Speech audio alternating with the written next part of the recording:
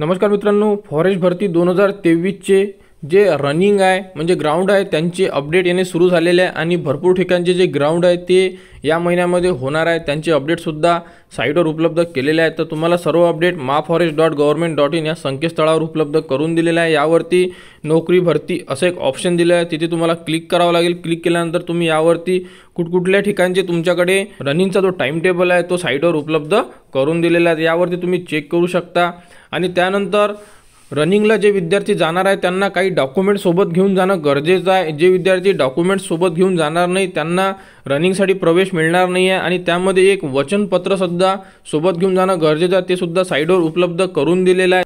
तर कोणकोणते डॉक्युमेंट्स तुम्हाला रनिंग टेस्टसाठी सोबत घेऊन जायचे ते आता आपण या व्हिडिओमध्ये बघणार आहे। तर व्हिडिओ शेवटपर्यंत बघा आणि चॅनलवर नवीन असाल तर चॅनलला सबस्क्राइब करायला विसरू नका। तर बघा, सर्वप्रथम तुम्हाला डॉक्युमेंट्स लागणार आहे ऑनलाईन परीक्षेच्या प्रवेश पत्राची मूळ प्रत, त्यानंतर लागणार आहे स्वतःचे एक ओळखपत्र ज्यामध्ये तुम्ही आधार कार्ड, पॅन कार्ड किंवा वोटिंग कार्ड देऊ शकता आणि त्यानंतर तुम्हाला लागणार आहे विभागाने कागदपत्र तपासणीच्या वेळी दिलेले मूळ पात्र प्रमाणपत्र, म्हणजे तुम्ही इलिजिबल आहे किंवा नाही आहे याबद्दलचे तुम्हाला एक प्रमाणपत्र मिळालेलं आहे रनिंग टेस्टसाठी। तर ते प्रमाणपत्र तुम्हाला सोबत घेऊन जाणं गरजेचं राहणार आहे आणि त्यानंतर अजून एक डॉक्युमेंट्स आहे ते साईटवर उपलब्ध करून दिलेलं आहे आणि आपल्या टेलिग्राम चॅनलवर सुद्धा उपलब्ध करून दिलेलं आहे। तुम्ही तिथून डाउनलोड करून त्याची प्रिंट काढून सोबत घेऊन जाणं गरजेचं आहे। तर बघा, वनरक्षक पदाच्या उमेदवारांचे धाव चाचणीच्या घ्यावयाचे वचनपत्र, तर हे वचनपत्र तुम्हाला घेऊन जाणं गरजेचं असणार आहे।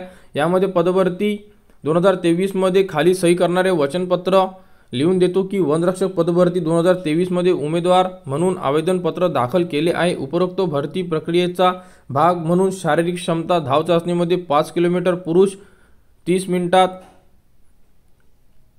3 किलोमीटर स्त्री उमेदवार 25 मिनिटात पूर्ण करण्याच्या धाव चाचणीमध्ये स्वइच्छेने सहभागी होत आहे। सदरहून धाव चाचणीकरिता मी शारीरिकदृष्ट्या सक्षम आहे। उपरोक्त शारीरिक क्षमता धाव चाचणी दरम्यान माझी शारीरिक व कोणत्याही प्रकारची हानी झाल्यास त्यास शासन जबाबदार राहणार नाही। तर हे जे आहे हे वचनपत्र तुम्हाला सोबत घेऊन जाणं गरजेचं आहे। याबद्दलची अपडेट साईटवर उपलब्ध केलेली आहे। तर जे विद्यार्थी धाव चाचणीसाठी जात आहेत त्यांनी हे वचनपत्र सोबत घेऊन जाणं गरजेचं असणार आहे आणि हे वचनपत्र तुम्हाला आपल्या टेलिग्राम चॅनलवर सुद्धा उपलब्ध करून दिलेलं आहे। आणि या व्यतिरिक्त आपण अगोदर जे 3 डॉक्युमेंट बघितले हे 3 डॉक्युमेंट सुद्धा तुम्हाला घेऊन जाणं गरजेचं आहे। तर जे विद्यार्थी धाव चाचणीसाठी जात आहेत त्यांनी 4 डॉक्युमेंट्स जे इम्पॉर्टंट आहे हे घेऊन जाणं गरजेचं असणार आहे।